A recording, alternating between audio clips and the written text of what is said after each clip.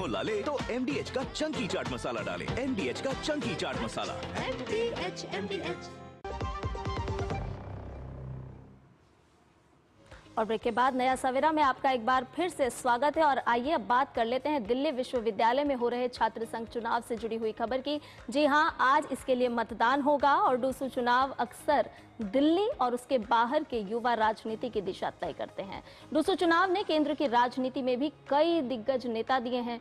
देश के सबसे बड़े छात्र चुनाव में से एक माने जाने वाले इस चुनाव में 2.75 लाख से ज्यादा छात्र मतदान करेंगे और साथ ही इसके नतीजे तय करेंगे कि आगामी वर्ष के लिए छात्र संघ का नेतृत्व कौन करेगा। वोटिंग 2 पालियों में होगी। दिन की कक्षाओं के लिए सुबह 8:30 बजे से दोपहर 1 बजे तक और शाम की कक्षाओं के लिए दोपहर 3 बजे से शाम 7:30 बजे तक मतदान होगा। ABVP, NSUI और SFI आइसा के बीच कड़ा मुकाबला है। साथ ही आपको बता दें, RSS समर्थित ABVP के प्रत्याशी आर्यन मान हैं और आर्यन मान MA लाइफ साइंस के छात्र हैं। कांग्रेस समर्थित NSUI की उम्मीदवार जोसलिन नंदिता चौधरी बौद्ध अध्ययन में पोस्ट ग्रेजुएट हैं। वहीं लेफ्ट समर्थित SFI आइसा से अंजलि इस मुकाबले में उतरी हैं। अंजलि इंद्रप्रस्थ महिला महाविद्यालय की छात्रा हैं। डूसू चुनाव की मतगणना कल यानी 19 सितंबर को होगी।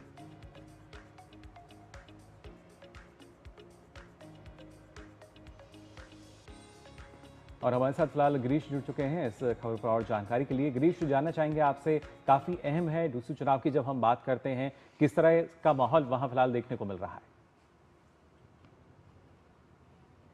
देखिए मुकुल और संध्या, मैं आपको बताना चाहूँगा, दिल्ली विश्वविद्यालय छात्र संघ चुनाव 2025 के लिए लगभग तमाम तैयारियां पूरी कर ली गई हैं। अभी से कुछ मिनटों के बाद दिल्ली विश्वविद्यालय के 52 जो केंद्र हैं वहां पर डूसू के लिए मतदान शुरू हो जाएगा। 8:30 बजे से शुरू होकर ये मतदान 1 बजे तक चलेगा। जो डे शिफ्ट में कॉलेज चलते हैं उनके लिए, और जो इवनिंग शिफ्ट में कॉलेज चलते हैं उनके लिए शाम को 3 बजे से लेकर 7:30 बजे तक का समय रखा गया है मतदान के लिए। और सबसे खास बात यह है कि करीब इस बार 3.25 लाख जो वोटर हैं डूसू के लिए, वो अपने मत का इस्तेमाल कर सकेंगे। और ऐसे में, क्योंकि डूसू एक बड़ा चुनाव होता है, ऐसे में सुरक्षा एक बड़ा जिम्मा होता है, उसको लेकर दिल्ली पुलिस ने भी व्यापक इंतजाम किए हैं। मेरे कैमरा सहयोगी केशव से कहूँगा कि वे दृश्य दिखाएं, जहाँ देख सकते हैं किस तरह से दिल्ली पुलिस के जवान जो हैं चप्पे चप्पे पर तैनात किए गए हैं ताकि कोई भी घटना ना घटे। उसको लेकर पूरे खास इंतजाम किए गए हैं। तमाम चारों तरफ से बैरिकेडिंग की गई है ताकि जो